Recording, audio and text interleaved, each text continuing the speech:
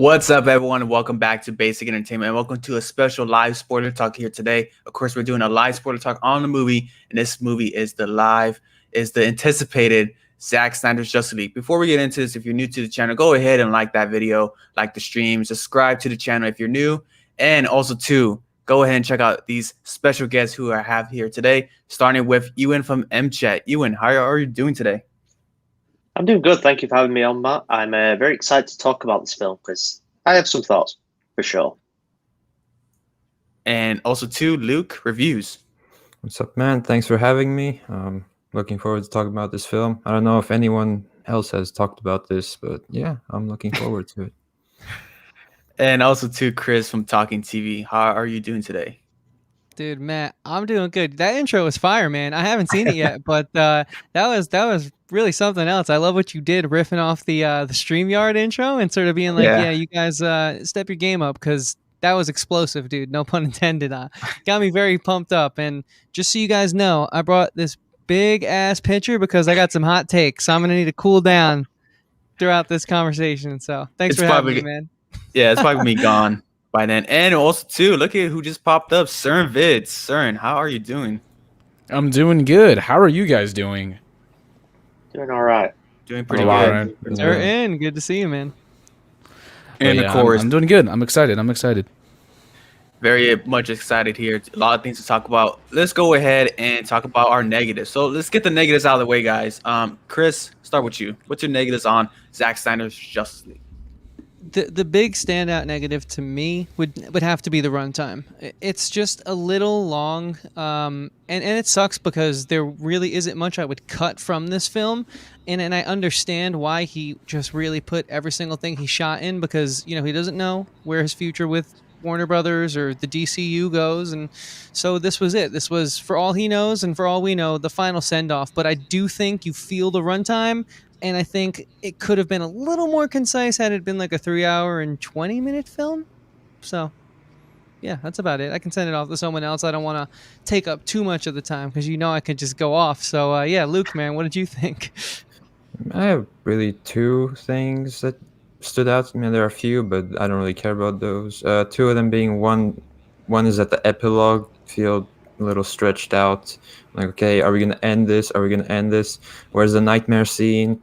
And the other being Gal Gadot, because she's still not a good actress. Yeah. I'll take there, Ewan. Yeah, so for me, the first couple of hours, I think, were a bit of a drag. I enjoyed parts of it, but I don't think it really found its footing until the last couple of hours of the film. There's definitely a lot of self-indulgence from Zack Snyder, I think. A lot of long shots that go on for way too long. Slow-mo that also goes on for way too long. But I kind of understand, because he was given free reign to do whatever he wants. So, yeah, why the hell not? Just go for it. Certain? I have no negatives. I loved everything. Surely. Surely. I like to hear. I mean, like, I guess now, like a nitpick or something. Well, no, not nitpicks, but like from a writing standpoint, sure, there are a lot of gaps here and there, but I mean, just purely entertainment-wise, I liked everything. I did not dislike anything about the movie. Okay, negatives for me too is going to be pretty short. I think one of my major negatives, and this might be kind of a hot take, I don't know, no one has really talked about this, but Marcia Manhunter was a negative. Did not care for Marcia Manhunter too much. I feel like he was kind of thrown in there. It doesn't make sense when a writing standpoint, because I've seen memes of the generals like in Man of Steel. Oh, look at the world's about to be destroyed. Should I jump in? Why does Superman lose? Oh, BVS, Doomsday comes in. Should I jump in? Like, it was kind of inconsistent there. And also to that moment when Martha Kent went to go talk to Lois, kind of undercut, knowing that wasn't really Martha. I did not like that at all. And I think the CGI on Martian kind of look wet. It's a good word to say. CWS. Yeah, he looks kind of like a fish. I don't like him at all. Some writing standpoints, I mean, one little big writing kind of, I don't want to say, it's like a plot hole. I don't really want to call this a plot hole, right? Is Darkseid as U6, and kind of knowing that he knows the suspected location of the anti-life equation, and he didn't go back. How come he never went back? You know what I'm saying? I heard some theories that maybe he in that battle he lost conscious and he kind of forgot about it, but he never remembered to go back there of the suspected location. So I thought that was kind of a negative. Also too, yeah, I think that's pretty much it. Even when you talk about the epilogue, we're gonna go into some positives because that's actually a positive for me. Epilogue was great. I actually liked the epilogue. It was beautiful. It kind of recapped the whole movie, and I like the directions that everyone was going. It seems like there was some real development for everyone. Positives too: action, cinematography, visuals. I think the acting, especially from characters like Cyborg and even Ezra Miller, I can't believe that just came out of my mouth right now. We're pretty strong. We're pretty strong here. Also to the aspect ratio. I like the aspect ratio. I like how grand and epic Snyder makes these characters feel, kind of like tall behemoths behind among us. Gods among us, pretty much. And the pacing was great. The 4 hours, loved it. Yeah, there will be some scenes that I would have trimmed down, but I think that's be nitpicking because it is 4 hours. And you know what, Snyder, you can do anything you want. Chris, what's your pauses on this film? Yeah, I think that's kind of where I come from in regards to my complaint about the runtime. There was only 2 or 3 scenes tops that I would definitely just cut. For the most part, though, like you said, it was. I guess it is more so a nitpick, and I mean, I think with the heroic nature of how he triumphed in real life to get this movie made, it's like really hard to just not feel good for him. So yeah, just to sort of double down on that, because I think a positive is having that be such a small nitpick. On top of that, I think what this film did that really brought me in to this movie was because there were a lot of things that were sort of things that just for me as a moviegoer frustrate me. I don't like drama. I think art shouldn't be about what someone tweeted. I think it should be about what's on the page. I don't think that there should be hashtags and stuff that dictate the way we think and feel about properties that we want to go spend our money to see on. And I think social media has had a lot of negativity towards how we consume art and how we appreciate it. And this film kind of showed, like, with the whole internet community that came together, that hey, maybe it's not always a bad thing. We've only just had bad examples so far, and you got to remember we haven't had this type of communication with creators, with the social media tweeting them, and they might actually answer you or at least see what you're saying, whereas in the past, like, who knows if they're reading your fan mail. Maybe there could be positive ways that this happens. And so I think, like, from like a film appreciator and I'd say even a student of film, and in regards to not only like what's on the screen but the business side, I think that's a huge positive. And also, like, yeah, comic book characters don't always have to be goofy just because they're from a comic. Like, if they're literally saving the world, we don't need a joke every 5 seconds. And this movie showed how humor could be tasteful and still have a place, but not water down a situation. So those are kind of like the 3 big things really that come to mind. The humor being just and fitting, the positive social media reaction where I think it's so negative, and then of course the runtime sort of, if that's my really only negative, and it's just a minor nitpick, this movie is pretty strong in my opinion. But I can go on and on, but I kind of want to hear what everyone else is thinking too. So, Luke? I think what stands out to me as one of my favorite things is the Snyderisms, should I call them? Yeah.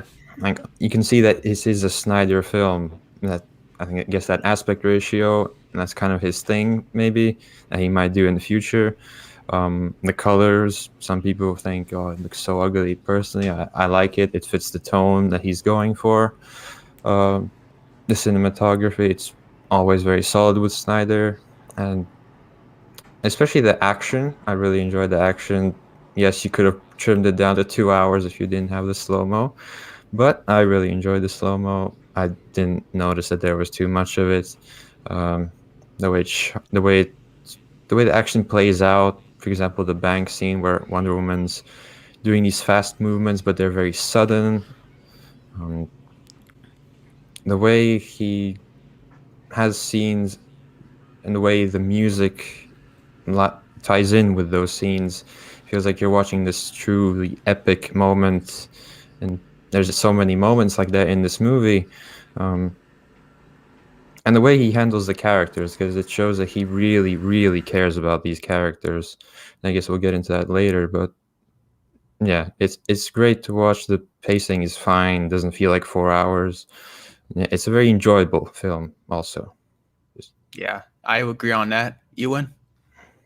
Yeah, I think cinematography, can't really go wrong with Zack Snyder's films from a visual standpoint. And then probably the biggest step up from Justice League, if you want to call it that, was the characters. The characters in Justice League were pretty trash generally. Didn't really have character arcs. But you take someone like Cyborg, who, by the sounds of it, Joss Whedon cut every single scene of him and actually added to his character.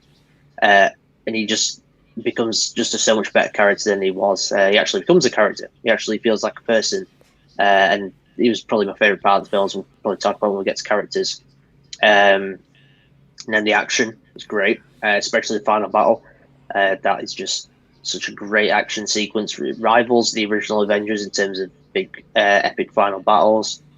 And that's I think that basically sums up everything. And just the fact that this film got made, that is a big positive. The fact that this film exists, and the fact that it's got a good reception as well. Everyone's kind of standing behind it. It's one of those few things in the world really where everyone can agree on it in a positive manner, which that's always a good thing. It's always a good thing. And of course, one of the biggest positives is the fans. The fans won. You won this battle of releasing the Snyder Cut. CERN?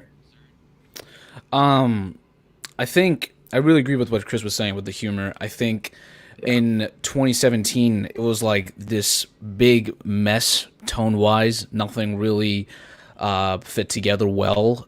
Here, you had well-timed humor, especially with characters like Flash, who just got a massive upgrade. Same with Cyborg. A lot of big reaction-worthy moments, big epic moments, how the score complements everything going on. That's always great. And you've kind of gotten that with Snyder and his previous films. So overall, and pretty much, I enjoyed pretty much every aspect of the movie. I thought the runtime, it didn't really drag. It kind of flew by. I was worried. I was like, why is this going by so fast? So it was great for me. And overall, I loved the whole thing. I really did.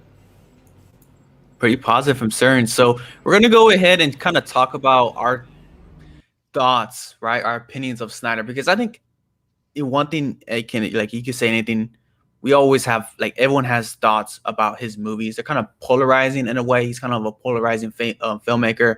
So what's your thoughts on Man of Steel and BVS leading to this movie? Starting with Chris, and then we're going to go all the way back to mChat, then back to me. So you asking my opinion on the trilogy as a whole? Yeah. Yeah, I think it's funny to use this word when you're talking about action films, because I think you guys might not be no stranger to my feeling on action films being kind of, I think, devalued by the people creating them for the past 20 years.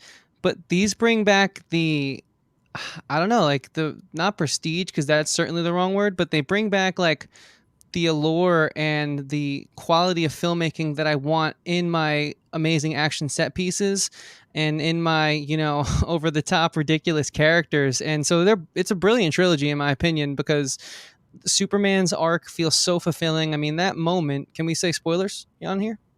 Yeah, it's called live spoiler talk. Yeah, I know sometimes comments can be real mean, as I've been learning lately. I get and so, that moment where Superman has that axe swung at him by Steppenwolf and he just stands there and eats it is just such a payoff to everything he's been through for these past two movies. And it's just really well done. And yeah, it has that darker Snyder twist, but I think there's a reason why he's so polarizing, because it's not for everyone, but for someone like me who's just sick of the formulaic action films we've been getting, not just Marvel, just in general, at least in my opinion. There's a few John Wick's in the haystack, but other than that, I mean, it's just been a little hard for me to get behind this medium, and he made it just a little bit easier. So yeah, I'm all for the trilogy. Luke? I think this has become really one of my favorite trilogies at this point. I think Man of Steel is really great. BVS is kind of amazing. And a lot of people say something about the character not being portrayed right. And my argument for me is that this is my first thing that I've seen Superman in. And so that I'm taking this in for the first time. I think it's a great portrayal of him. I don't know how accurate it is to the character, as you might say, but yeah, and of course he's a very visual director. he knows exactly he knows how to present an action scene to the fans in a way that it's going to be easy to understand the geography of it. It's not going to get stale at any point. He has the little touches of like the quick zoom ins. And I really enjoy him as a storyteller. Like BVS is feels like this very layered story, like how do you say it? Not quite like a movie, but like political, yeah. There's lots of characters. It's like a Batman and a Superman movie. Like you could probably separate them and somehow make 2 movies out of it, one for each. And yeah, it does feel like a trilogy, I guess. The Superman trilogy, you could say. Yeah. Yeah, I really enjoyed the trilogy and him as a filmmaker. I'm going to watch all of his films leading up to Army of the Dead, so I'm looking forward to that. Sounds good. Sounds sweet. CERN? Yeah, I think it's pretty agreed upon that his style it's a bit of an acquired taste. You either like it or you don't. I love his style. I really do. I think he perfectly portrays. He's not really about subtext. He kind of just throws that all like out the window, and that's fine. Honestly, I don't mind it.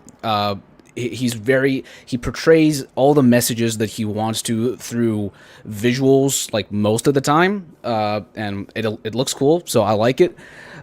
He obviously has the slow-mos, all that kind of stuff, and I really like he's obsessed with like mythology and stuff like that, especially Greek mythology, and he really wove that into the DC universe, and I really dig it. Like Man of Steel, I never loved.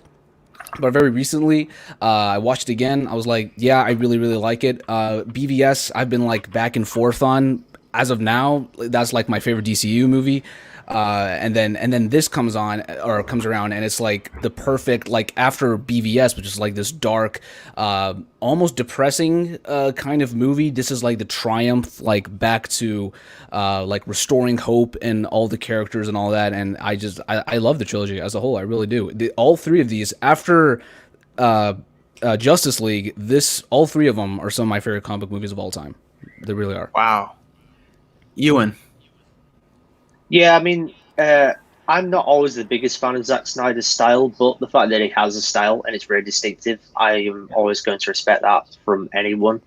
As far as the trilogy goes, I have not watched Man of Steel or BVS it's been a very long time. Man of Steel, probably haven't watched since before BVS. It's been a hell of a long time. And then BVS, I've not watched in a couple of years, I don't think. So, I need to revisit those. But I was never the biggest fan of either of them. But once again, obviously I need to watch them both again. And then as for Justice League, I think he manages to balance that dark tone with also being, kind of slightly lighthearted in places. It's got that serious tone to it, but it's also not dark and depressing in the way that maybe BVS is in some places. But yeah, I mean, as a director, as a trilogy, I think it really works, especially. Zack Snyder's Justice League. I think it works a great end to the trilogy. It sets up lots of other stuff. And as far as Superman goes, I've never been a big fan of that character. I've always not hated him, but he's always been one of my least favorite in terms of like the big well-known heroes, because he's always felt a bit. He's always been too overly powerful. He's never really, to me anyway, he's never felt like a proper person, like someone that you can actually relate to. But when it comes to this trilogy, I think Zack Snyder does a great job of really humanizing him, but also making him really cool at the same time. I will agree on that. I'll be honest with you guys. Going in, I wasn't watching the theatrical cut of BVS. Man of Steel. Okay, so I remember watching Man of Steel in theaters, and I was kind of like, yeah, I was a kid. I was like, damn, the action scenes were amazing, right? But kind of growing up, I was more of a fan of the Richard Donner Superman. I kind of appreciate that more, kind of classic, has some color in there, origin, all-American Justice Superman. And Henry Cavill, yes, he is. That's still Superman, but he doesn't have, and I still think maybe even like one of the negatives here, he doesn't really still have like personality, like like he doesn't talk as much. You know what I'm saying? Like in BVS, there were some moments where I was like, you could speak up, right? You could start acting like Superman and start speaking up. But overall, this trilogy is pretty solid. I think BVS, I still have some problems, especially you know, as a character. You know, Luke talked about how this is like his first time watching these characters. I grew up on, you know, Lex Luthor being this more serious business, not this Riddler kind of acting guy, and I wasn't a fan of it.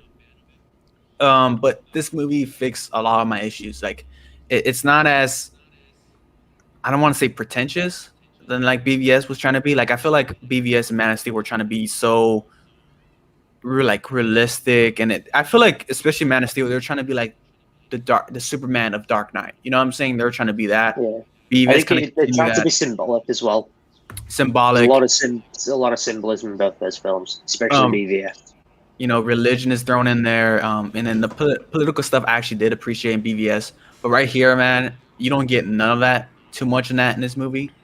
It's just epic comic book fun. It's such a clean movie for 4 hours. It's so clean. Like you get all these characters thrown in, and of course, 4 hours you gotta explain these characters. But they do a great job explaining each character. And let's actually jump on top of all these characters. So we're gonna go ahead and start out with our main league, and then we're gonna go to, you know what? Let's start with the villains first. Let's start out with the big boy, Darkseid.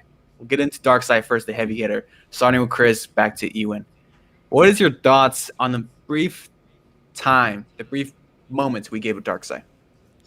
Yeah, I think it was really clever having him, you know, be in the film, even if just to look through the portal, because you know, it's so unfortunate that the Justice League cut had to be exactly, you know, 1 hour, 59 minutes and 59 seconds, because I just think Steppenwolf was so much more justified by seeing where he came from and getting to know his redemption story. And he's not like the most amazing character, Steppenwolf.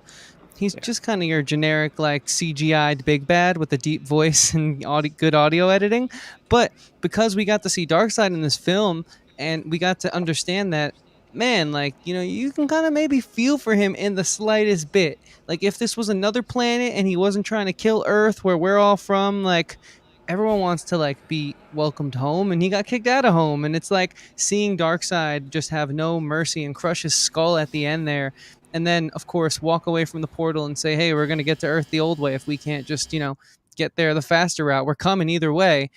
It's kind of like was ballsy by Snyder to be like, hey, look, I'm going to plant the seed of what could have been, first of all. I respect that, since this is his redemption film, and just added so much more justification to a majority of what this movie was essentially the heroes were fighting over. So, yeah, I mean, we didn't get to know him too well. He's kind of what I guess was going to be their version of Thanos. I think he's a little more of a deeper character, just by, I mean, I've read a lot of DC, though, so it depends on what they would have done with him, of course, but I think he was very needed, and I think that's a big reason why this movie is so much different and stronger, in my opinion, than the Justice League cut. So, yeah. Luke? So to me, Darkseid was okay. When I first saw him, I thought, oh, he's like the DC's Thanos, and he spelled his name wrong. But this film really showed me that, okay, he's a strong dude. He's consumed 100,000 worlds, and I think he was teased really well, and Steppenwolf served as a really great compliment to him, to show how dangerous he can be, because Steppenwolf is presented as this really strong guy that the Amazons can't do anything to, but then you show that Steppenwolf is just on his knees to this other guy. I think it was a great setup for the future, but also that in this movie he had a presence to him, definitely. He was like a lingering threat that was meant to be explored in further movies, but yeah, we'll see. Sir? Yeah, I thought Darkseid was really, really intimidating. I think the build-up to pretty much that last moment, because I don't think you see him in real time until that portal scene. So that scene in that old battle with the Amazonians and the Atlanteans, all that, you saw him there. I think they made the CGI look really, really good. And again, that build up, they really like set him up to be this big like force that you don't want to piss off. So I thought it was great. I thought it was great. Maybe he has some, you know, like you were saying, the whole he like forgets Earth. Maybe that's a little off. But other than that, I really liked him. Ewan? Yeah, I mean, obviously he wasn't in the film much, but I thought it was a really solid introduction to him. Obviously, he's going to be compared to Thanos, but I think the exciting thing about him is that with Thanos, his motivations weren't necessarily killing lots of people. But I think Darkseid is just going to destroy absolutely anything that gets in his way, and he doesn't seem to have any sort of empathy, which, you know, is obviously exciting for a villain that's going to be a big threat to everyone. So, yeah, hopefully, if the Snyderverse gets restored, if we get Justice League 2, I would be very excited to see him in the future. Now, my take on Darkseid is he's one of my favorite combo villains of all time. I think he's great. He's menacing, and they capitalize here. I feel like the marketing, they were over marketing too much to make it seem like he was throughout the movie. You know, but I understand they were kind of get people excited for a different version of Justice League. But he was great. Ray Porter, what's his name? Ray Peter, or someone who's the guy who's doing the voice was menacing. Same thing goes for Darkseid and Steppenwolf. They're all menacing, sounding distorted, dark, you know, epic. And Darkseid though, he was great. You know, in this movie he was great, of course. But I feel like his motivations are very they're kind of generic. Go to Earth, destroy mankind. You know, it's kind of bland. It doesn't have too much layers to it, too much. And I will say, you know, I don't want. We're gonna go ahead and compare him to Thanos. Thanos has some type of layers to that. Why he wants to get rid of Earth. You know, it's a little bit more complex. I think Darkseid is not as complex. Maybe if we would kind of, you know, see more of it, maybe would have got more. I imagine we would get more, because we never knew Thanos' motivation until Infinity War, and we saw it a few times before then. So I would imagine when he's the main villain, it'll get massively expanded upon.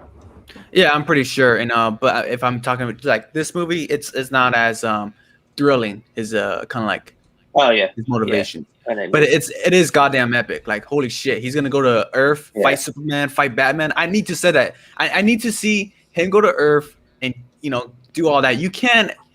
I'm gonna get into this later, but you can't tease us telling Darkseid, oh, we're gonna do it like the old ways, ready to Armada, and not go through with that. How can you not? I'll say trilogy's complete. Trilogy's complete. That's all you need. But that's exactly what I was referencing that moment. Let's do it like the old ways. That got me so pumped. That's so. Oh my god. But let's talk about complexity. Let's talk about Steppenwolf. Chris, thoughts on Steppenwolf? Yeah, you know, I definitely touched upon him a lot in my Darkseid thing, but I do have like at least one or two more sentiments to add. He really, really was a great example of how just how bad the Justice League cut was. And I'll let you guys know, I didn't mind it leaving theaters, partly because I am partially biased towards DC, being more of a fan of them than Marvel, but also in the moment, that was a fun film. And I think, you know, not being in theaters so much this past year and not being there at all, you kind of realize when you're sitting at home, hey, were some movies just good because you had a good time with your friends or family? Or were they actually good because they were amazing movies? And so he's just a great example of how mishandled that this film was. And on top of that, like, yeah, he actually had some emotion. Who would have thought, right? Who would have thought he had a reason to be on Earth other than just to smash things because he wanted to? So, yeah, that's about it. Pretty simple. Yeah, in my video, I called him the spiky boy and put a picture of a hedgehog. I really enjoyed his design, and like Chris said, he's the biggest improvement compared to the other film. The way he fights feels like there's actual weight to him. He's got the big axe, of course, but then the way he acts around the Darkseid and Darkseid, I think that was really, say, not creative or unique, but you know, it's kind of fresh in the DCEU, I guess. You don't see someone like that acting like that, trying to impress his boss or whatever. But yeah, I thought he was a great villain for the first movie of 3. Sir? Yeah, I thought he was better than 2017 motivation wise for sure. They kind of made you sympathize with him a little bit. With the whole like I don't know what he did. I guess he betrayed Darkseid or something. But you can kind of feel for him a little bit in this one, whereas it was just like this just inhuman, just like otherworldly being in the other cut. So you get a little bit of emotion with him. He looks a lot better, like way better.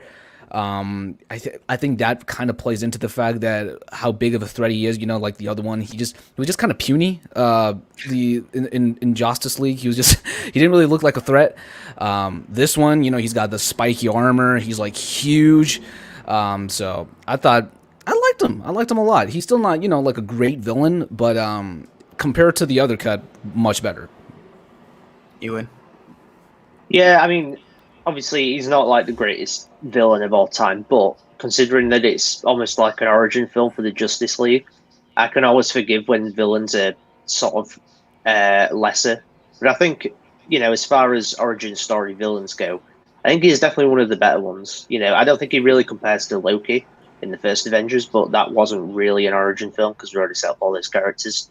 And he's miles better than the Joss Whedon version. Like, that was just really one of the worst comic book villains because there was nothing to him. But here, he's not like top tier, as I said, but he's kind of, I'd say he's maybe higher mid tier because obviously we don't always get all the best comic book villains in films.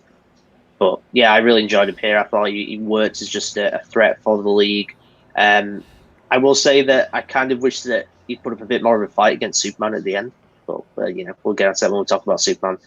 But aside from that, I thought he was pretty good for what they were trying to do with him. Yeah, I agree, 100% better than whatever that was in Justice League. I mean, you get kind of like his relationship with Darkseid. It's kind of complex. So kind of talk about like complexity of him. It's like he did something to Darkseid, right? He kind of betrayed him. We don't know what circumstance, what happened, but Darkseid and Zod were playing that boy. I mean, they were preying on his downfall. They used them. They basically used them, saying, "We know that Steppenwolf ain't gonna do shit, so go ahead and go do whatever you gotta do." But he found us an anti-life equation, so thank you, Steppenwolf. But let me go ahead and stomp on your head because you're nothing to me. And I think that's a positive for Darkseid because that dude is a badass. Like, he's menacing, and Steppenwolf was menacing too. He was pretty, he was spiky. He was big. The mocap, I feel like they were using mocap because the way how he's moving, some scenes kind of look like a human. So I kind of, that's an add-on. The voice was great, sounding better. And he was brutal, but that kind of goes into like the action of this movie. He was brutal, and I would say he's upper, maybe even better than Cerns. I don't know where Cerns is with Ultron. I think he's kind of better than Ultron in a way. He's more menacing to me. So he's around that type of tier list for villains. But yeah, he's not the greatest in the world. I think for DCEU villains, Zod is still the best. So yeah. Going in with the league, Aquaman. Let's start with Aquaman. Chris. Well, this is my favorite superhero of all time. So, wow. With Fish that boy. being said, I love what the DCEU's done with him. I think he is the perfect amount of silly and serious, and he should be, in my opinion, an example of just the right amount of jokes when needed, but also the perfect example of, hey, like, no one, how is it going to age well in the middle of a giant action set piece where the world's at stake and you let out like a corny one-liner, because like Aquaman didn't do any of that in this cut, and it was pretty mature, and I liked it, man, because I think Aquaman is like, he pretty much would be Superman if Superman it didn't exist.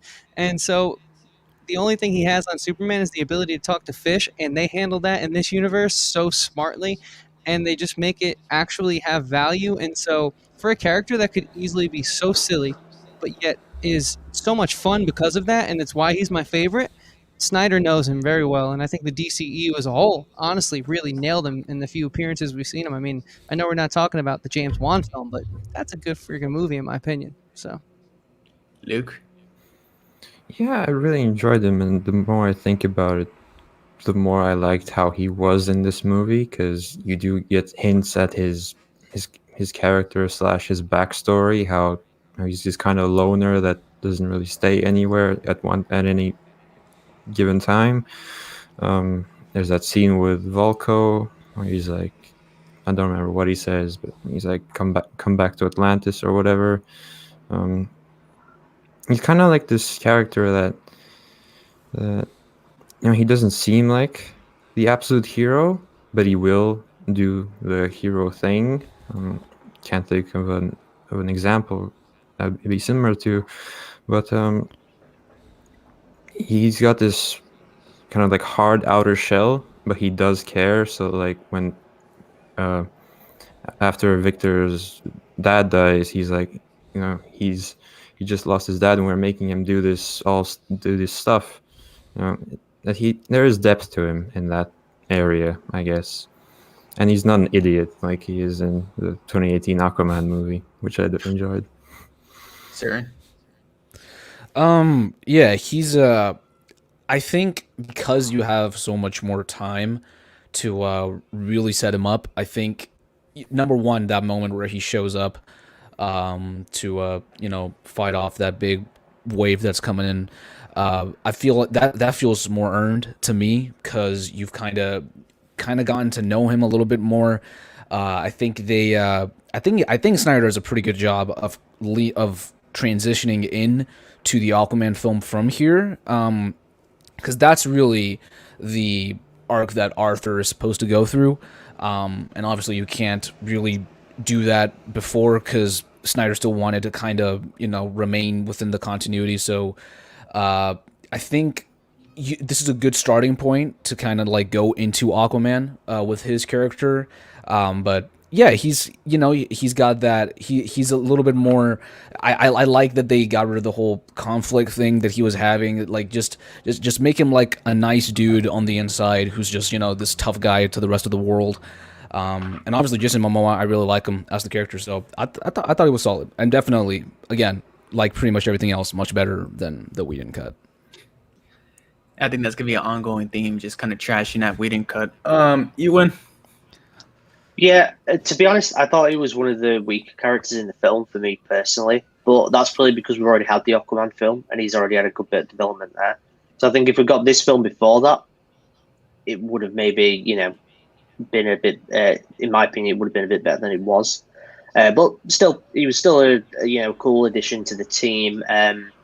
He was a likable character.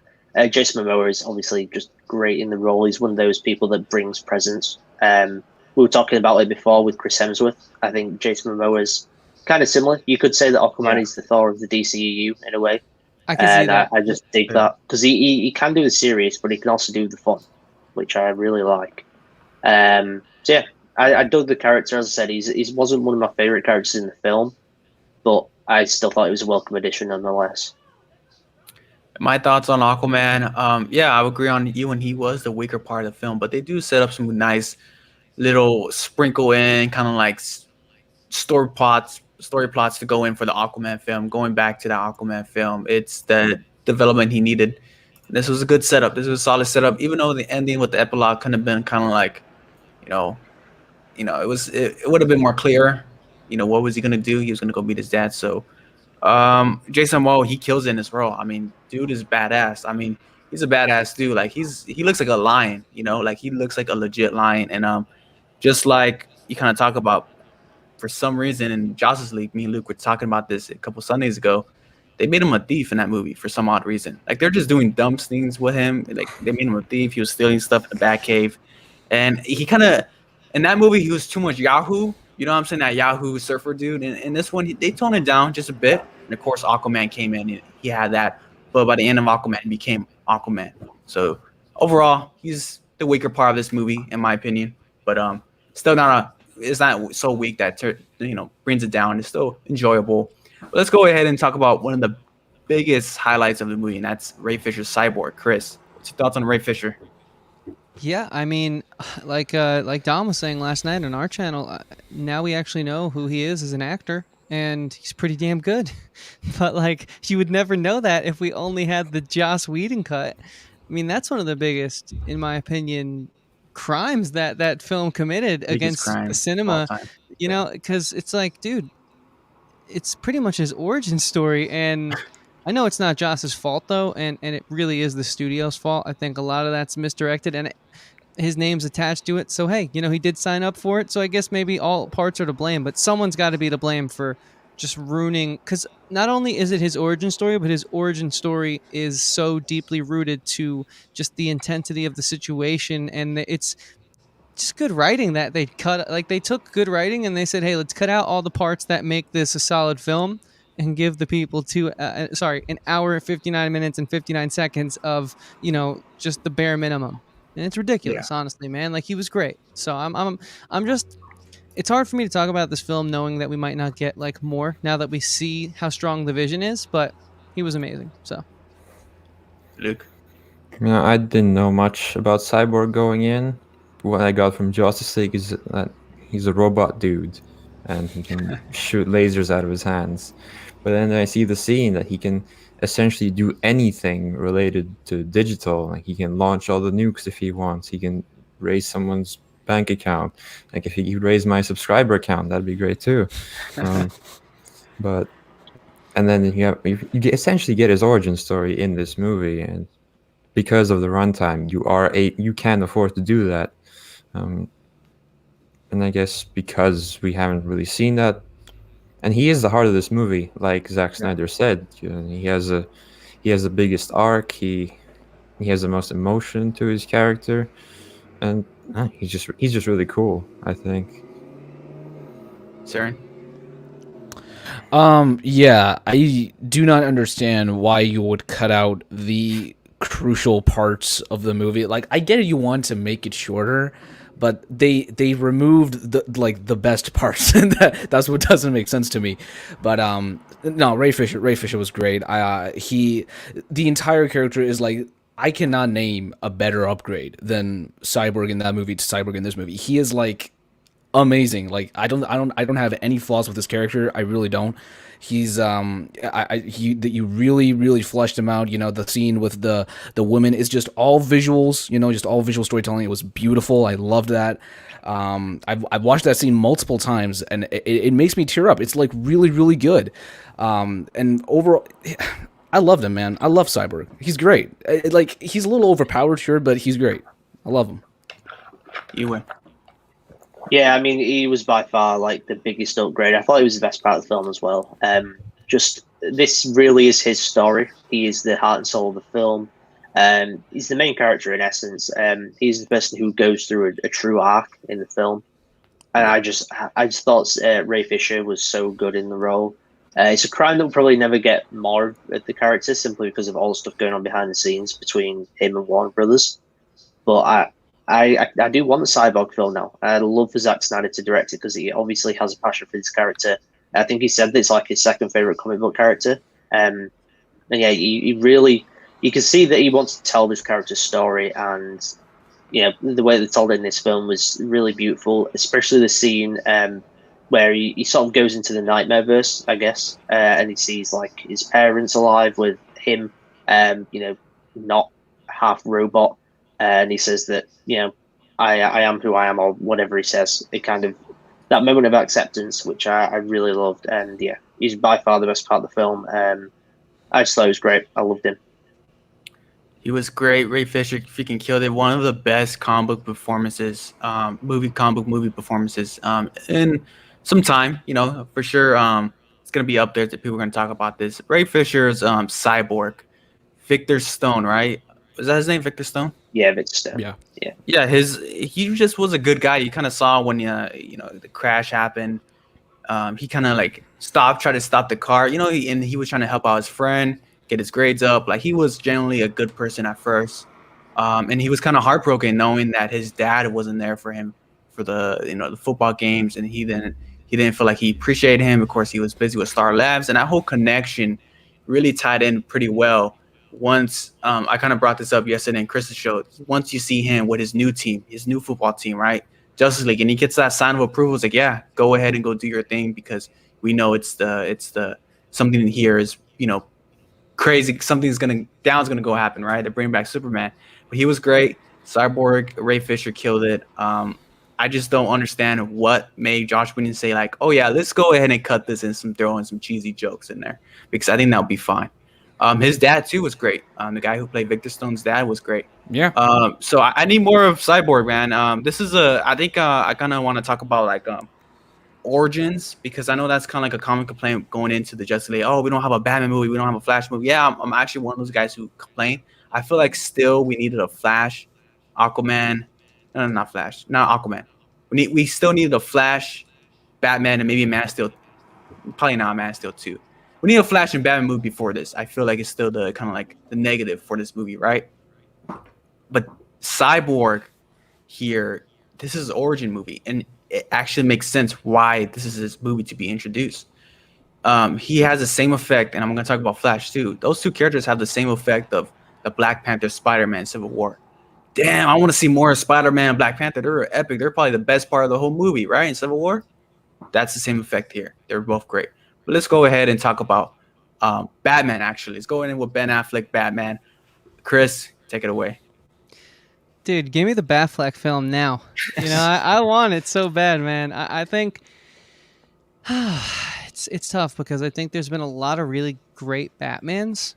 I think the Nolan Batman was awesome, but I think that because of the way the superhero medium has evolved, and because of the fact that we know that the Snyderverse was an attempt to play ball with the MCU, which has 31 films that are all interconnected, a Batman we could grow with and stick with over time is very enticing as one of the greatest characters I've seen on the big screen, played by so many great actors. And so you need the right guy to carry that, hopefully, across many movies. We know it didn't work out with Ben Affleck, unfortunately, but I think he could have been the guy, man. Like, he really could have been the guy. He was so...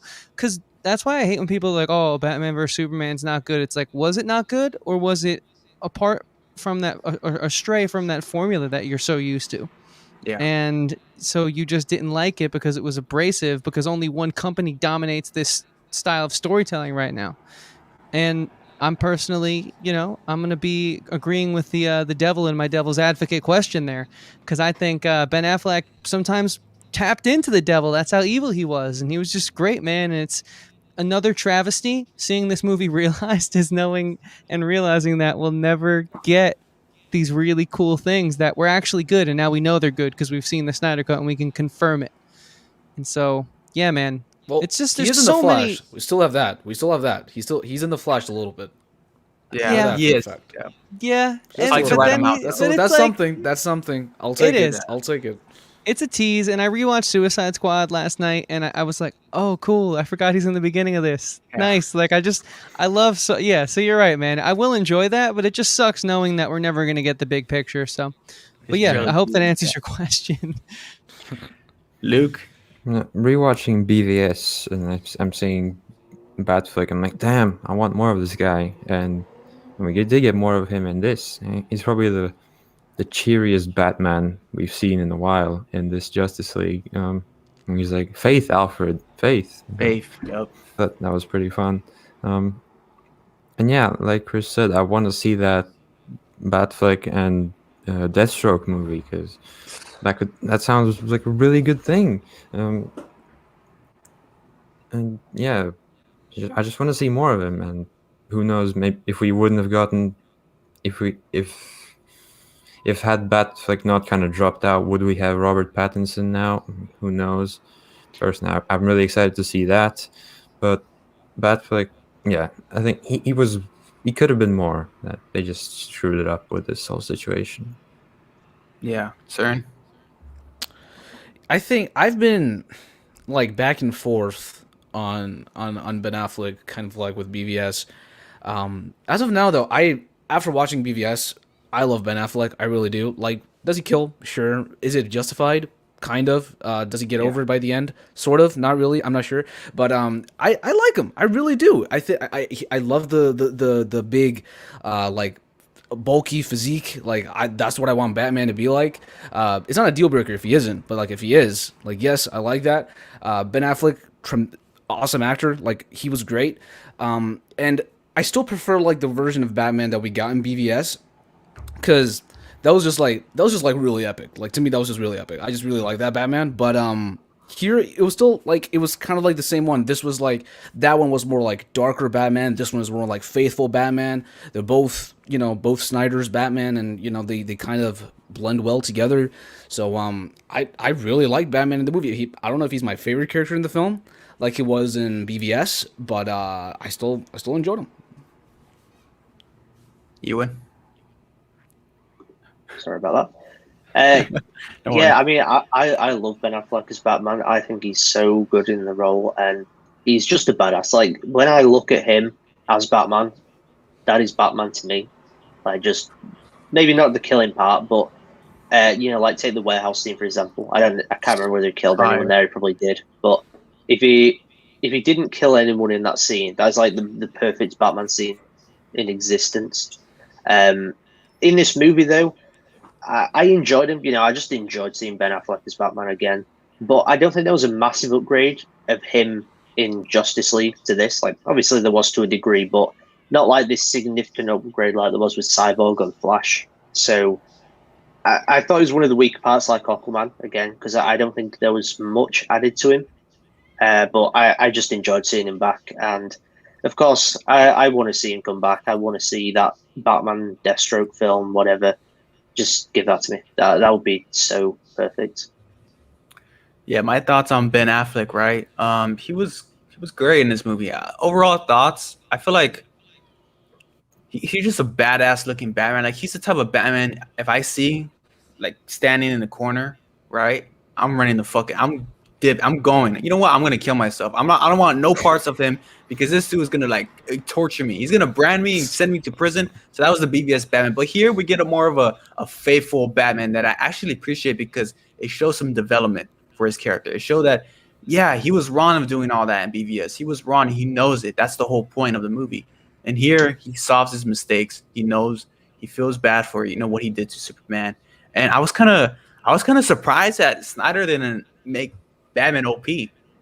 Like, he gave us some time to shine, yeah, but he wasn't like overshadowing, everyone else because he still felt like a human in this movie. He was getting bodied by a parademon. Like, yeah, it's pretty accurate. You got some gods around you. You're kind of a guy with tech, and the way I use him, very tech heavily, tech suit, Batmobile, Nightcrawler, cool gadgets and stuff.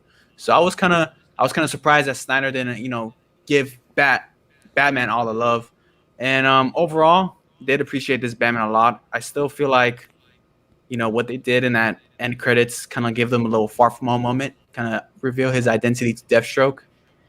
Man, I'm not taking anything away from Matt Reeves' Batman. I'm still hype up for that. Don't get me wrong. But if we could get like an HBO Max series of that, I'm for real going to push for that because that will be some fire right there. That'd be dope. Can I add one last Batman sentiment? Yeah, just throw it in there. I would take that film over Justice League 2. I'd rather have the Ben Affleck Batman versus Joe Manganiello Deathstroke. Because I just want it.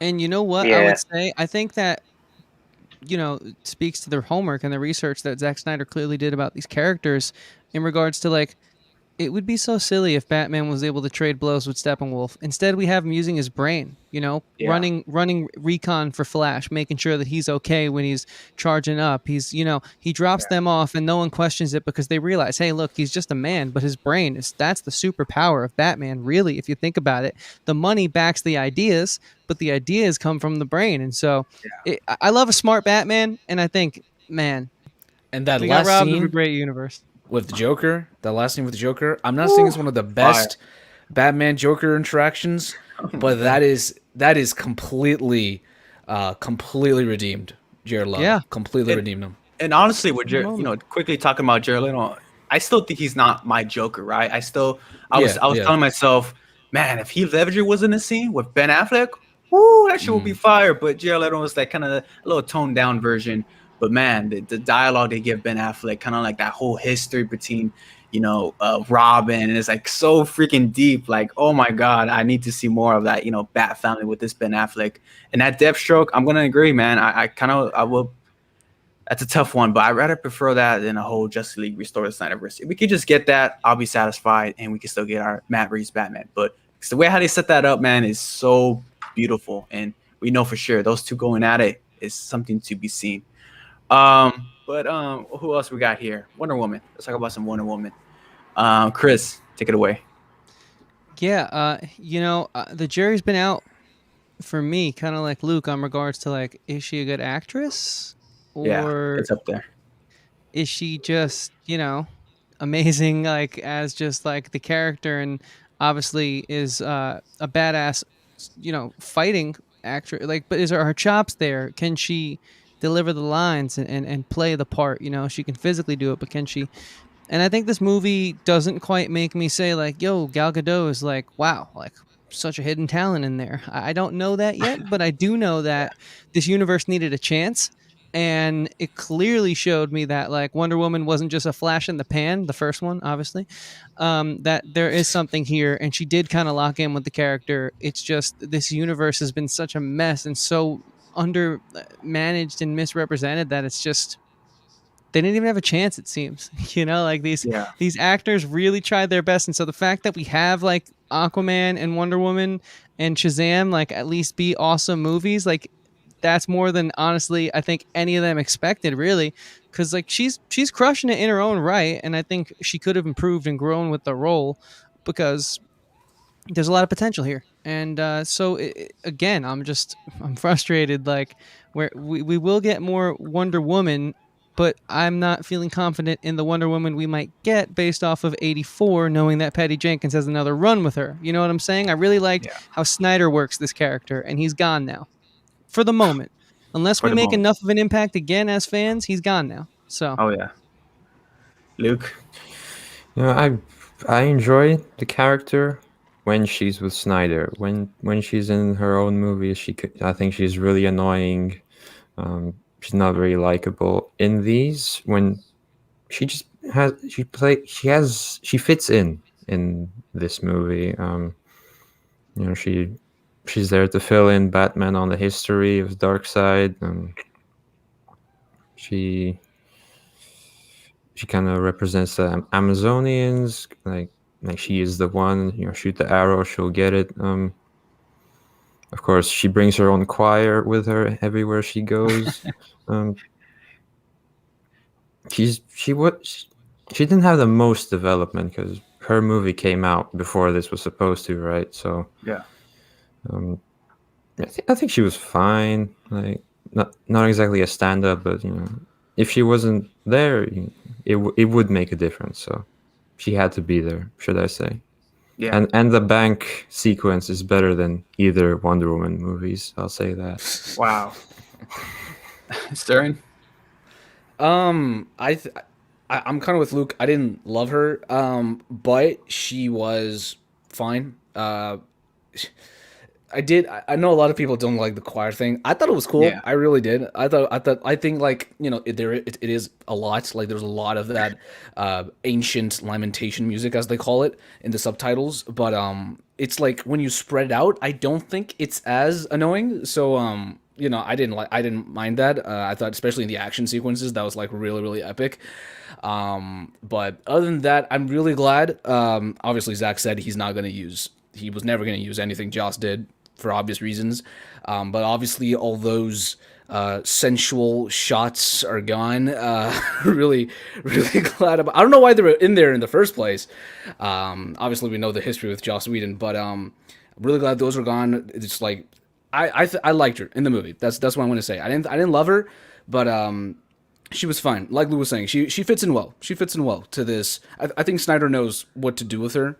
And she was cool, especially when she just chops off his head. Like that was really, really cool. So yeah. Ewan. Yeah, I mean, obviously she needed to be there. Like the film wouldn't be the same without her. But I've never been the biggest fan of Wonder Woman anyway. I don't really love the first film. Like it's not a bad film by any means. It's just I personally don't like it that much because I'm not a big fan of like World War I, World War II films. And then I haven't seen Wonder Woman 1984 yet, so I need to watch that. Don't do it. I've already ordered the 4K Steelbook just because it looks nice, and I need to watch it anyway.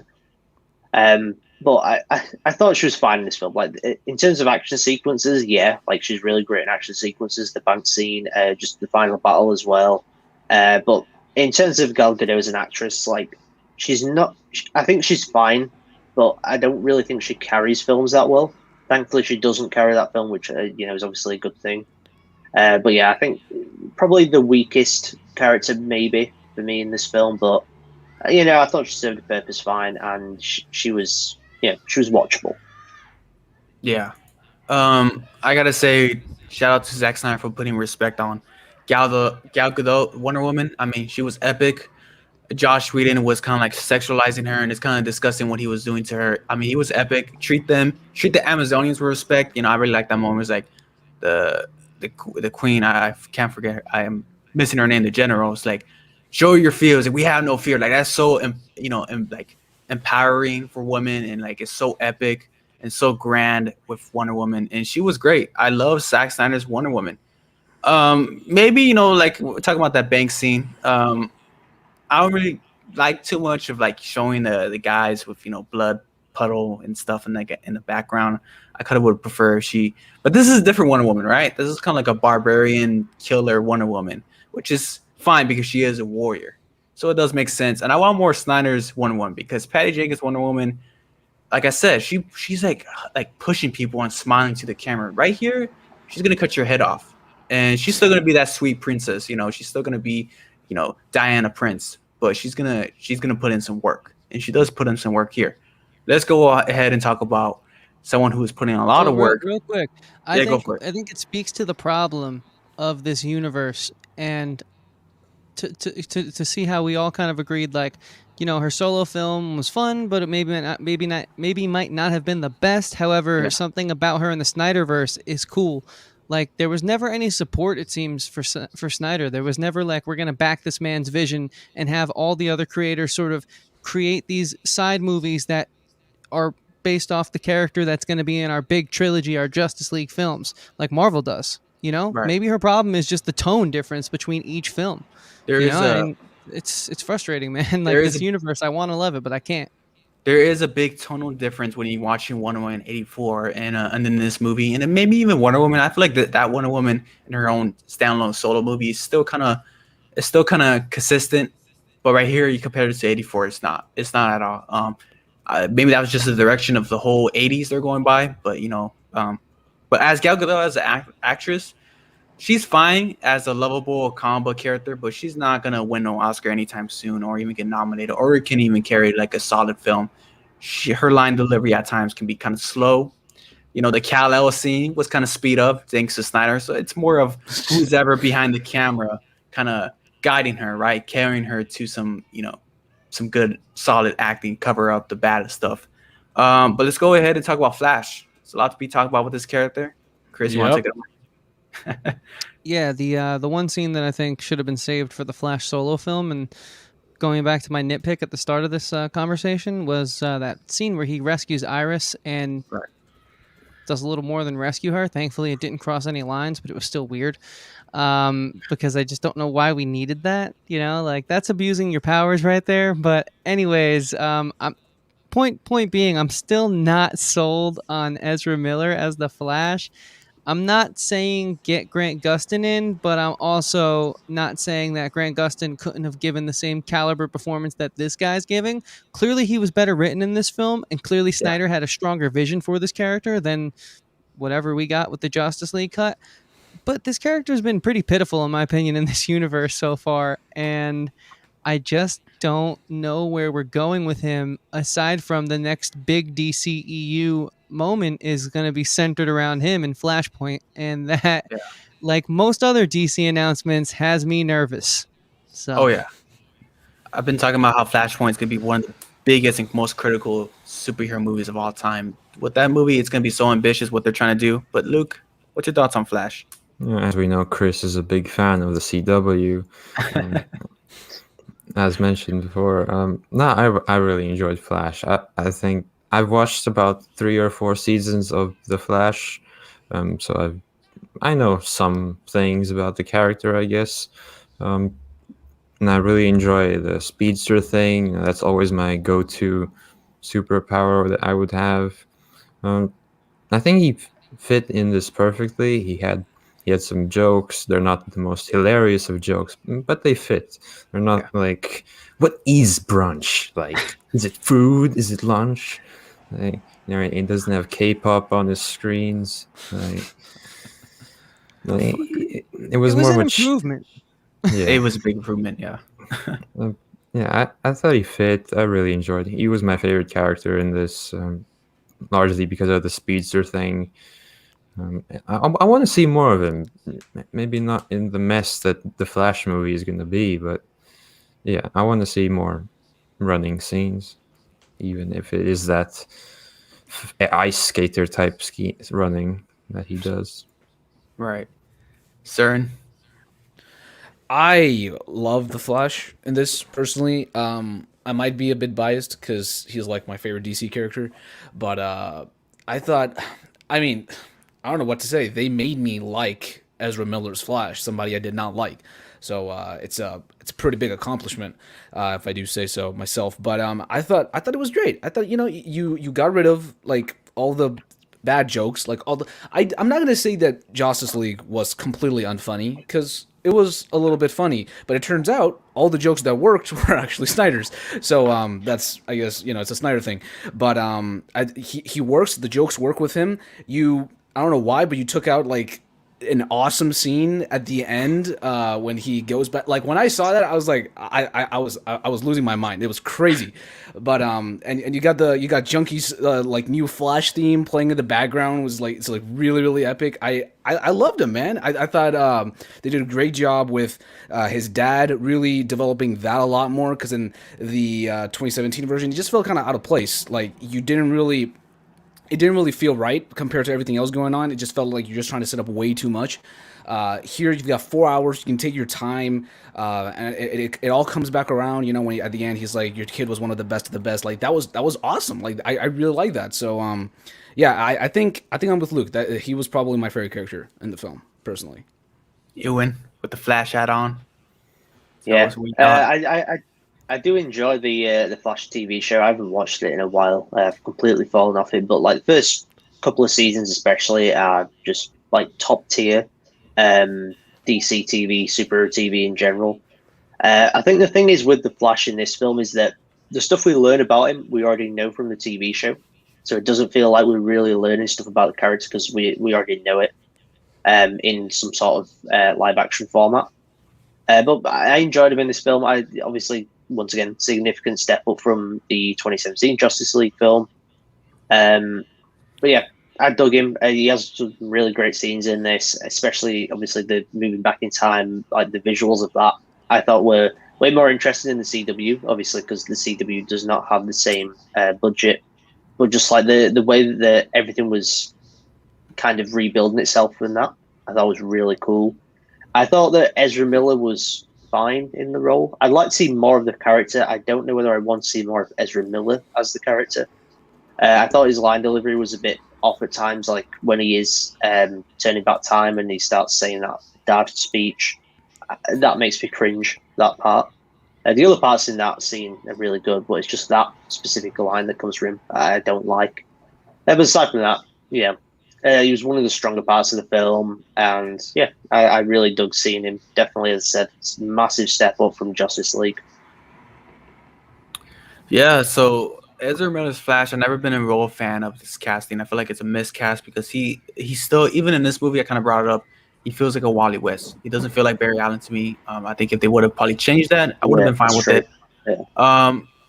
But in this movie, he was heroic. Like, he felt heroic, especially in that ending scene. I just don't know what the hell they were thinking of taking that out. That's like it's one of the best comic book scenes of him going in, the effects, the going back in time, saving the world. He pretty much saved the whole entire world, and it kind of ties in beautifully with that Flashpoint movie, or they're not calling it Flashpoint, but that time travel multiverse movie. Now he discovers that he could go back in time. So the next movie in canon, you can just explore that more, right? But I guess no, Justice League is canon, which is a shame. I don't know if that's true or not, but I heard some. I think it is. I think it is. It's not canon to us. It's not canon to us. Head canon. No, hell Zack Snyder's is canon. But I'm really glad they took out that save one person thing. I did not like that. I'm so I'm really glad. Like, I'm really glad they took that out. it didn't make sense. It made his character very weak, right? It made his character Yeah. feel it didn't make sense with like how long you've been Flash and you just don't know, like you getting scared in this situation. I don't know, but It's like treating him like a baby, isn't it? yeah. Really, like taking baby Yeah. steps to do things.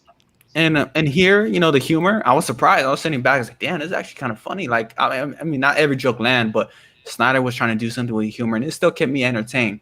But you got the moment with Iris West when they're just eye fucking. Like, it was cool, but it was mostly just set up for the Flash movie. Was it necessary? Maybe not, you know, but it was still seeing him, you know, rescue people. You know, sometimes we want to see. I think Yeah. one of the biggest complaints of Man of Steel is that he's not saving he's not saving people. Well, here you got Wonder Woman, you got Cyborg, kind of, and Flash, kind of helping out people. Aquaman helping out people. And what You know else? what I liked? That Go for it. that one shot where they rescue the people, and then there's like Oh yeah, boulders about to fall on them, and he's like just flashing back and forth. It's like that was really cool. That was really it's cool. freaking epic. Like it looks like a freaking graphic novel, like straight out of the page, graphic novel on your screen. I still feel Yep. like his motivations of joining the league is still kind of whack. Oh, I need friends. I need friends. Like I don't know. To me, that's kind of whack. It's still kind of they weren't trying. They didn't push this. You know, like we talked about certain this Spider-Man Iron Man connection. They toned that down here in this movie, but it was still Yep. kind of whack that his motivation is that. You know what I'm saying? And it was kind of similar to that scene in Civil War in a way. But he was great. Not gonna say I'm 100% sold on Ezra Miller, but the man did his job in this movie, and Snyder gave him a lot of great stuff to work with. So let's go ahead and actually talk about our final person in this movie, who's not in it too much, but damn, his presence is felt. Superman. Chris, take it away. Yeah, I really like Henry Cavill as Superman. I think he kind of embodies the best parts of the character. You know, he's got that humanity, but then he also has the honestly the intensity when needed. And Yeah. I think he's a strong performer in this role. And so for him to get his redemption after all that we see him go through, and in Batman vs Superman, and learning who he is in Man of Steel, which I thought was like such a charming superhero film, which is one of those superhero films that, man, that film's so underrated. But we're not here to podcast about that, I suppose. But see, I really like Henry Cavill as this character, and this is from a person who's very critical of Henry Cavill overall. You know, I thought The Witcher was a pretty boring show, and he never really brings it like I want. He gets these roles that everyone knows and everyone loves, and sometimes he doesn't really come through. But for me as Superman, he does. And so I thought it was the perfect payoff. It felt complete when he takes that hit from Steppenwolf and he just stares at him and is there to defend Earth, you know? Like Yeah. that was a fan favorite moment, but the thing that separates it to me from like a Marvel moment, right? It also felt earned in the writing, and it felt Yeah. natural too. And so, yeah, you know, I really liked him, man. He wasn't in the movie a lot, but good writing made his appearance so much more impactful than this Justice League cut. And again, like this trilogy is an amazing trilogy, man, and he's a big part of that. So I'm all for the Henry Cavill Superman. It's very much a Superman trilogy, and they kind of pay off here. Luke, thoughts on Supes? I really loved the way he was kind of built up throughout. You had little mentions of him here and Yeah. there, and then that scene where the league is talking about bringing him back without actually saying bring him back. I thought that was a really kind of like, okay, come on, let's go kind of moment. And when he does return, this is where he's sane and he puts on the black suit and the music is playing and he's flying again. It's such a feel-good moment. And then, of course, he comes in and he's just a bit OP, I do admit. But then when he sees Darkseid, he's like, oh shit, who's this? You know, it shows that maybe he isn't that OP. And of course, he doesn't say things like, is this guy still bothering you? Like, yeah, through this trilogy, he's become one of my favorite comic book characters, I guess, movie-wise at least. Yeah. Sorry. Yeah, I love Henry Cavill Superman. I think he has potential. I'm not sure if he's my favorite Superman actor, but he's definitely top 3. I really like him. I liked him in Man of Steel. I think what Chris was saying, he has that humanity. I like his Clark. I like his Superman. I think he's a good actor. And then him in this movie, again, yes, obviously he's not in it that much, but you feel like everything is basically surrounding him. The mother boxes only activate because he dies. Yeah. They really only get get their advantage because Superman is back, and they win in the end because technically Superman comes back. So he's basically like what everything revolves around. I think he has some of my favorite moments in the film. Probably because they bring back. What are you going to do when you're not saving the world? That epic track by Hans Zimmer. They bring it back when he's like flying up and he's like absorbing the sun's energy, which is like probably my favorite shot in the entire film. When he shows up, they play Flight, which is just. I mean, I loved him, man. He was awesome. Like this was it was a great payoff. It was a great payoff, and I enjoyed it, man. Like I said, I enjoyed everything about the movie. Ewan. Yeah, as I mentioned earlier, I'm not a big Superman fan, but Henry Cavill's Superman, I really, really like him, especially in this film. He actually made me care about like the epic moments, especially when he comes back and in the black suit. Got the voiceover from both of his fathers. Is it Jor-El? Is his Jor-El, Jonathan Kent. Jor-El, and then Jonathan Kent, yeah. And that ties back to Jonathan Kent saying, not to be Superman, not to show yourself to the world, but in this film, right before Superman takes off, he says, "Fly, son, it's time." That's just such an awesome moment. The score is amazing. Like that theme is probably one of the best superhero themes ever. I love it. Facts. And then when he shows up in the final battle, awesome as well. The music there. He was maybe a little bit OP. I would have liked to see a little bit of more of a battle between him and Steppenwolf, but nonetheless, I thought he was great in this film. I think he was the standout in terms of moments, not the standout character in terms of development. Cyborg for me was the best, but in terms of just epic moments, in terms of just that presence on screen, Superman delivered. He was really, really good in the limited amount of screen time he had.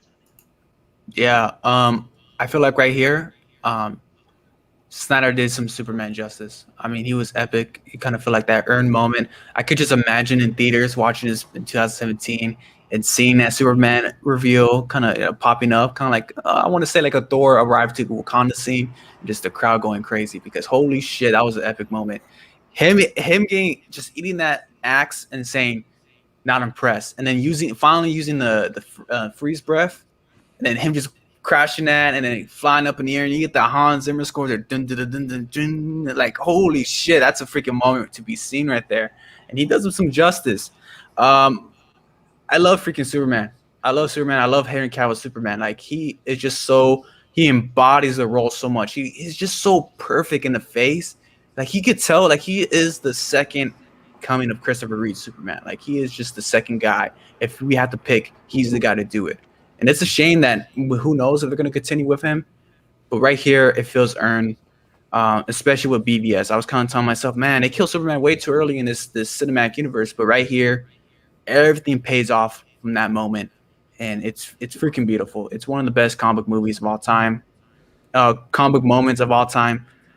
It could be there. One of the best comic movies of all time. I don't know if I want to retract that statement. But what's it called? I do prefer, the black suit was cool, but at the end, I kind of want to go back to my little negatives. And this might be kind of a hot take, but I did prefer, the red and blue at the end, the classic open up the chest, ready to get to action type of Superman right there. And then also too, I don't know if you guys have heard of this kind of like this kind of take that I actually prefer one or a couple moments from the Justice League than this movie, and that's gonna be Flash, where he's where he's running. This is a more of a theme and more kind of like a presentation when he's running and he's getting Diana's shield, or when he's running for going against Superman in Memorial Park, where you hear that theme, that Flash theme, dun, dun, dun, dun, dun, dun. Like it was just better because for me, like the energy, there was no energy to those scenes in this movie, just off the theme. So that was a little bit of a kind of like, I won't say a nitpick, but something I actually prefer in the Justice League.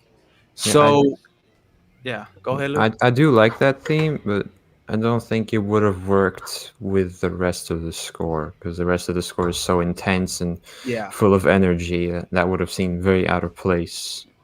I like it, but it wouldn't have fit. I do So agree I'd say, there. I do agree there. And the whole Memorial Park scene was like, I can't believe they reshot all that stuff because I really like how they kind of portray Superman as like this whole entire movie. There was like Ezra Miller is like Flash, like yeah, he was my hero. They were speaking of to him like he was a legend, like he inspired a lot of people.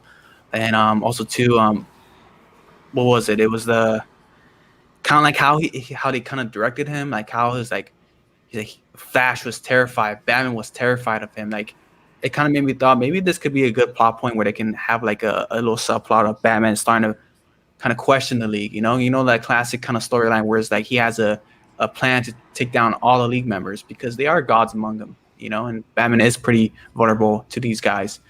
But let's go ahead and kind of talk about, and this might be kind of like it might get heated in here for me personally.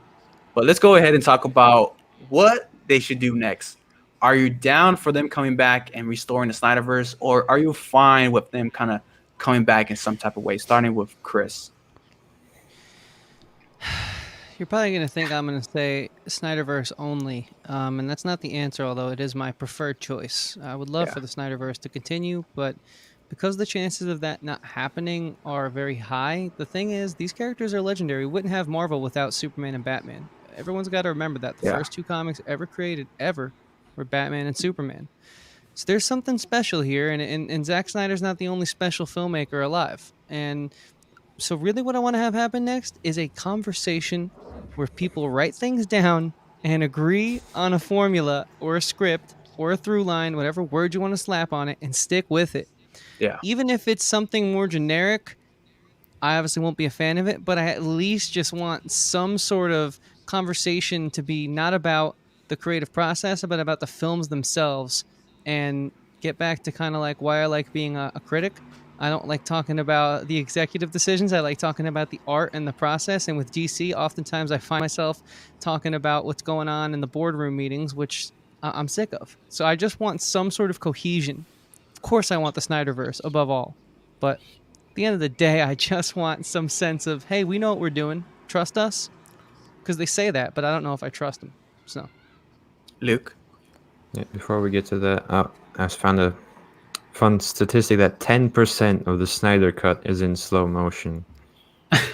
That's 24 minutes. Like, Interesting fun fact. like, That's- yeah, it seems about right. Of course, I would love the Snyder verse restored. Is that gonna happen? You'd say no, but we got this movie, so there's always hope. Never give up. But if this is it, it is what it is. But like Chris said, I just want them to know what they're doing. Like with this, whatever they're doing with this new Batman, are they just going to keep that isolated? Or are they going to build a whole nother world in that? They're announcing a new DC project every day. It seems. You got your Blue Beetle and like whatever else there was. Is there a plan? Like, I just want to know what the plan is. How many multiverses are there? Like, yeah. I'll watch most of what they put out, but I just want to know if they know what they're doing, which they obviously don't. Sir. I want the Snyderverse. I really do. I think it's not, preposterous to think that it will happen. I think there's like a legitimate shot.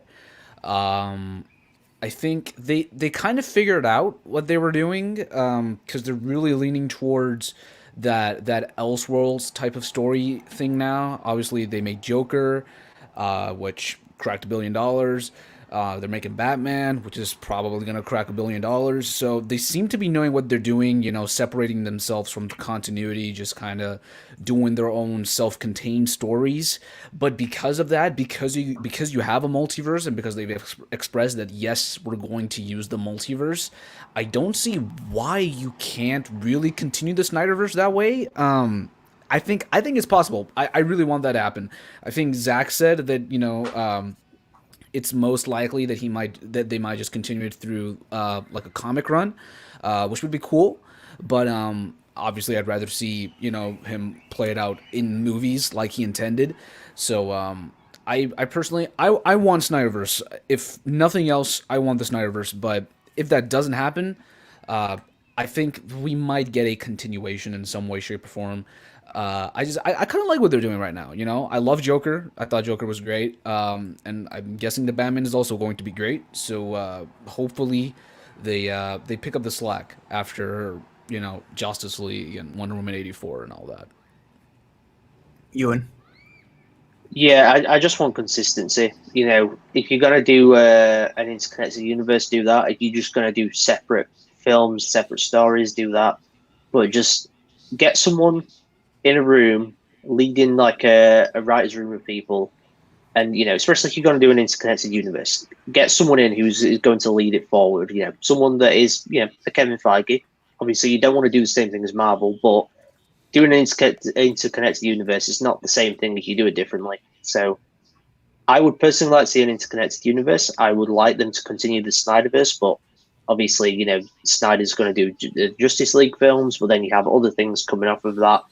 They can be different in tone. That's perfectly fine, but as long as they maintain like a consistent vision in terms of characters, like if you're doing a Cyborg film, make sure that character is in line with how he is in Justice League. Same with Wonder Woman, Aquaman, etc. So I think the biggest thing is consistency. If they bring back the Snyderverse, that's perfectly fine with me. I am totally cool with that. If they don't, that's also fine with me. But the key thing is consistency and not screwing over your directors as well. Just let people tell the stories. I guess I gotta be the one who's gonna go solo here, and I'm gonna hype up you guys. I don't want no more of this kind of like them trying to be like the MCU. If they want to go ahead and try to be like the MCU, then comic movies are gonna die fast because MCU is the MCU. Let's have DC be their own. And Snyder made me a believer in this movie. He told me you could go in a different direction. You could change up a style, and you can still be good at the same time. It doesn't have to be as divisive as some other of his movies. But I mean, I can't believe Warner Bros. They fucked us in the ass saying that, yeah, scenes like Flash going on top of Wonder Woman is good. Scenes of a Russian family is cool. Batman making cheesy jokes, that's fine. But you're taking out Flash doing some epic stuff, Wonder Woman doing some epic stuff, Batman acting like Batman, Superman moment. You're telling me that was okay? Bullshit. These guys do not have a clue what they're doing. And I'll be honest, I don't want to say boycott. I'm still going to watch these movies no matter what.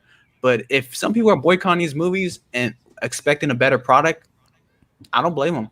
I don't blame them because I feel like Flash is going to be a mess. I don't want more movies like Wonder Woman 84. It's just trash. It's just not a good movie. This is the highest you could go for DC. Once you go Zack, you can never go back. Hashtag restore Snyderverse. I'm going to go ahead and with that. But even like Matt Reeves Batman, I'm fine. But Warner Bros. They love their Batman, so no matter what, Batman's gonna be epic. But we'll see what they do.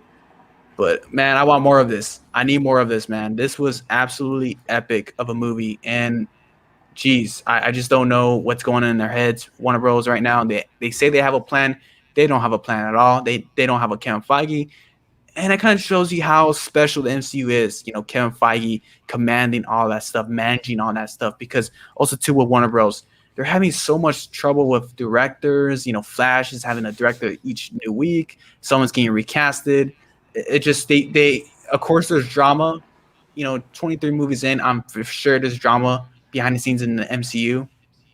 But for some reason, Disney, the mouse, keeps that all silent. The Bugs Bunny, doesn't keep it silent in Warner Bros. I mean, it's so out there. It's so in your face drama. What's going on with Ray Fisher? Like it's just bad, and it's a kind of bad setting, bad kind of picture for your studios. If I'm a director, I'm not working on Warner Bros. Because especially when it comes to super movies, because are they gonna like my direction? Are they gonna like my vision? They didn't have trust in Snyder. They didn't trust his vision, and that was the biggest problem. They have trust issues. So Warner Bros. Fix yourself, man, because I know for sure Walter Amada is looking at those numbers at HBO Max and like, man, I can't believe we let this one slip in our hands. But speaking about all those epic moments, what was your guys' highlight moment? Chris, You start. I mean, my highlight moment was that I gotta pour some water, man. It just got real hot in here, bro. Like you just fucking tore it up, dude. That was well said, man. I I'm mean, gonna I'm glad drink I my brought last this, sip. dude. Like it's preach, bro. That's the highlight moment. But the highlight moment for me is just like I just feel really good for Snyder, man. You know, like that. It's like the people, the real world thing about it for me. It's like, man, I hope no one ever knows what he goes through, and just for someone who went through what he went through to at least get something out of it, like that's cool to me at least. Like I'm glad he finally got to at least put this movie out, man. Like, like he deserved a win, and sometimes things are good actually in this world. So, yeah. And then if I had to pick the actual moment of the film, I think it's that moment where Ray Fisher is looking at his father before he heats up the third box, Yeah. and they have like that confirmation moment where it's like we respect each other now. It's unfortunate we couldn't have more moments like this together, but at least they went out on the same page, and I thought that was a really nice moment. Yeah. Luke. I'm gonna have like two. One being just the entire movie that we're actually able to see this movie. It's been like 3 years of campaigning, and now we're actually seeing it. Like, I thought this was a ridiculous concept. Like, you guys hashtagging every day. You're crazy. It's never gonna happen. And now I'm sitting here actually watching it. So I thought that was pretty crazy. And my highlight moment of the film, I guess it's kind of obvious, but nothing really comes close for me, is when Flash turns back time, because that's just one of my favorite scenes ever. Not just the comic book movie, just in movies in general. I just think it's so out there and so cool. Like it's like something you hear about, like, wow, that would be really awesome to see, and then you actually do see it, and it's wow. And the score is just, and I think the score as a whole, like, we haven't really mentioned it, but yeah, it's a really great score. So Yeah. that's my answer. CV. There's a lot. There's the Flash thing. There's Superman's Flight 2.0. Superman Joker. showing up at the end. The Batman and his bat tank. I thought that was cool. Awesome. Joker. Like, there's a lot of stuff. If I had to pick one, I would probably go with, like, it's hard to decide between Superman showing up and saving the day and the Flash scene. I think I might give it to the Flash scene just because the score just like gives it the edge. And that was just like, that just really took me aback. And then also, like, at the very, very, very end, hashtag for Autumn. I thought that was like the perfect cherry on top. Rest in peace, obviously, and yeah, that was a great add on. Ewan. Yeah, before I get into my highlight moment, Matt, you mentioned about Warner Brothers screwing over Zack Snyder.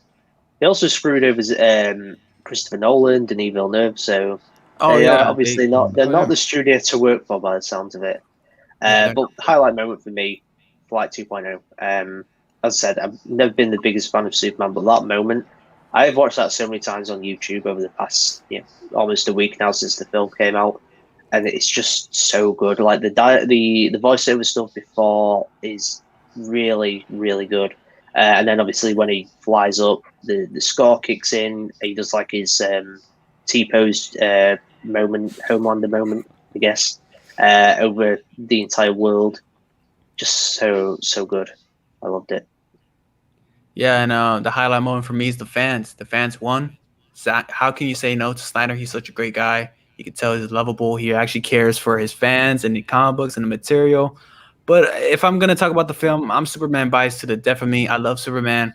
And that moment, man, the whole flight, the whole monologue of the voices of Jonathan Kent, Jarrell, and then like that whole moment, man, is just score, bringing back flight, so freaking epic. It's so amazing. But there's a lot in here. There's a lot of highlight moments in here. So can't really. It's not a bad pick of whoever picks anyone. Whatever pick you take, it's not a bad pick. But of course, we're gonna get into our final grades. So final grade, starting with Chris. just want to say, of course, this is the F minus, F to A with minuses and plus. Those are two. I got a special animation as soon as you pronounce your grade. Well, I don't think you'll be using those animations with me because this film is nothing short of an A. Not an A plus, just because I think the runtime is just enough to hold it back. Although I do understand he might not get another shot to direct a movie in this universe, so you got to give everything you have, and that was the whole point of this to begin with. So I can't fault him for that. He gave us what we were promised, but for me, that's the only reason it's not an A plus. But man, this film is just it's special. It's a one of a kind superhero film for sure. So we got an A for Chris.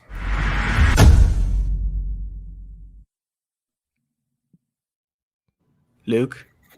Yeah, I'm the type of guy that likes giving out tens. Not too much. Some people say I do it too much, but I can always justify it. And this film is definitely one that deserves an A plus.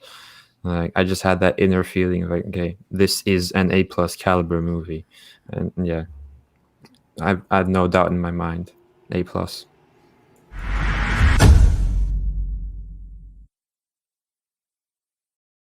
Ewan? I'm going to go with a bit of a hot take. As I said, like, there's a lot about this film that I really enjoy. But the first 2 hours for me, like the first half of the film, I think it drags a little bit. It's kind of a little bit all over the place in terms of going to different characters, different locations. But the last 2 hours, like, they really make it for me. And I think whenever I do come to rewatch the film, I think it can only go up. Like, every time I think about film, I just like it a little bit more. So for that reason, I think I'm going to go with a B plus.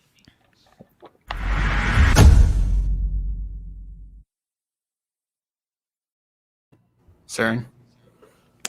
I'm still a little iffy on whether I prefer BVS over this, but I think they're pretty much neck and neck for me. So I think they're both, like, entertainment wise, like 9 out of 10s. So I'm gonna go with the solid A. I'm gonna go with the solid A.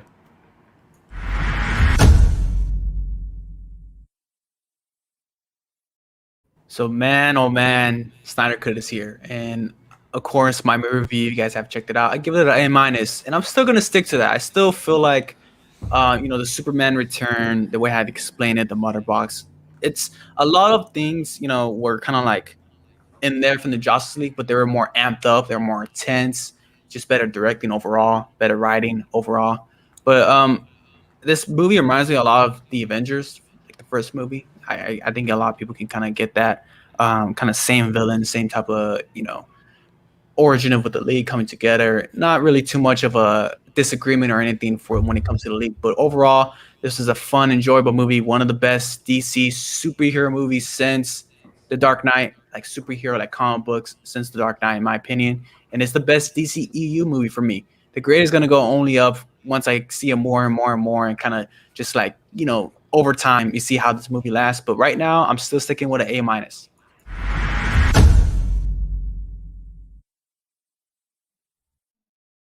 So that's going to be our stream. Of course, I got to give a shout out to these guests with their own plugins. Chris, where can the good people find you?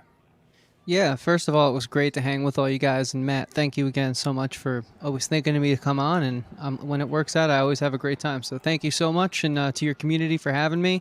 You guys can find me and my community over on Talking TV, right down there at Talking TV Podcast on Instagram, Twitter, Facebook, and Talking TV on YouTube. TALKIN, no G. We do the same thing we did here. We get super analytical about movies, and most times we're a little negative, but it's the Snyder Cut, so there's only positivity. And thanks for having me again, Matt. Of course, Luke. Yeah, man, thanks for having me. I think these conversations are only getting better each time. Always happy to come on. You guys can find me at that's the wrong side. Look Reviews here on YouTube. You can check out my Snyder Cut review that's edited down to only 15 minutes and not almost 2 hours like this video is, but I think it's been worth it. And yeah, Look Reviews on YouTube. Ewan. So once again, Matt, thank you for having me on. Everyone, it's just been a blast to talk about Snyder Cut. I've not really talked about it in like a week since I did my review, which, quick plug, you go check that out. It's like 5 minutes long, and it's a bit of a rambling one, but yeah. You can find me at mChat. It's wrong side again. There you go. So you can just type that in on YouTube, Twitter, Instagram, Letterboxd. You will more than likely find me. I also want to quickly plug my Twitch as well. I was streaming Marvel's Avengers last night. I'm probably going to do that either tomorrow or pretty soon again. Anyway, I've been having fun doing that. I'm going to try and grow that a little bit more as well. But yeah, that is MPlay Goes Live. So it's a little bit different to what everything else is. But yeah, if you find my link tree, like everything's in there. If you go to pretty much any of my social medias, I always link my link tree, and every other link is there. So it's this constant cycle of links. Yeah, and CV.